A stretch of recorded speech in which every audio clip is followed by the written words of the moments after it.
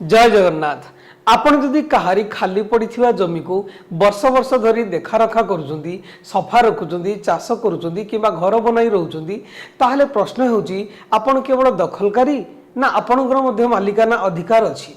सत कथा होची आईन केवल कागजर मालिक को देखुना, आईन देखुची संपत्ति उपरे वास्तविक नियंत्रण कहार। आपण भावंतु जड़े जदि संपत्ति मालिक वर्ष वर्ष धरी संपत्ति को छाड़ी देइचंती सेटाको जाऊना देखुना जत्न नेउना अन्यपटे आपण सही संपत्ति को सफा रखी तार जत्न नेउचंती एवं ताको उपयोगी करूचंती तबे प्रकृत रे किए संपत्तिर मूल्य बढ़ाउची। एही पई एडवर्स पोजेशन बा दखल द्वारा मालिकाना अधिकार आईन कुहे जी संपत्ति उपर वास्तविक नियंत्रण रखुची आईन सही लोक को सुरक्षा देउची।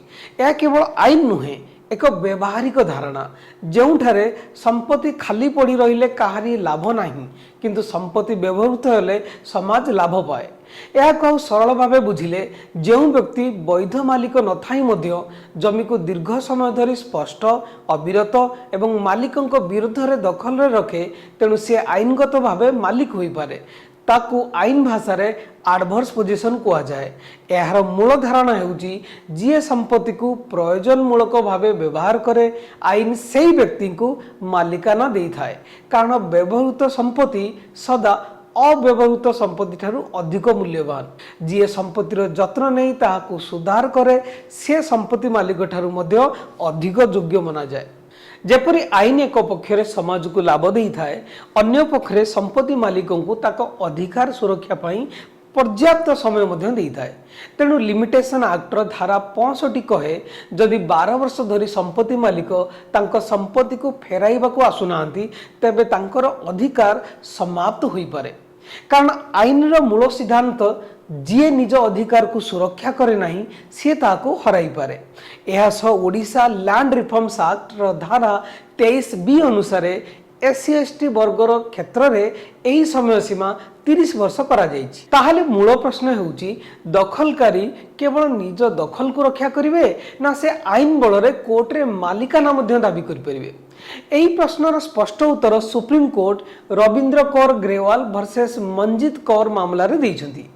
कोर्ट स्पष्ट करिसेंती जे एडवर्स पोजेशन केवल सुरक्षा नुहे एक दाबी भावे मध्य व्यवहार होई पारे। एही मामलाटी कृषि जमीर मालिकाना संबंधी विवाद थिला। रविंदर कौर ग्रेवाल दाबी करथिले जे से दीर्घ समय धरी सही जमीरे अविरत दखल रथिले एवं एडवर्स पोजेशन आधार रे मालिकाना घोषणा पाई मामला करथिले किंतु निम्न अदालत गुड़िक यही दाबी को खारज करथिले कारण पूर्वर धारणा थिला जे दखलकारी एडवर्स पोजेशन आईन को केवल निज दखल सुरक्षा पाई व्यवहार करि परिबे किंतु निजे मालिकाना दाबी करिबा पाई मामला करि परिबे नाही।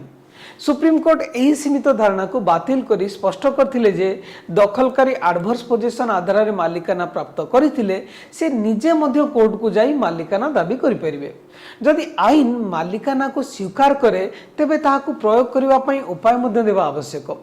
सुप्रीम कोर्ट ये भी कहिथिले जे लिमिटेशन पीरियड जोटा कि 12 वर्ष किंबा 30 वर्षर समय सीमा समाप्त होगा पर संपत्ति मालिकों को अधिकार शेष हो जाए एवं दखलकारी अधिकार आईन द्वारा मालिकाना रे परिणत हो जाए।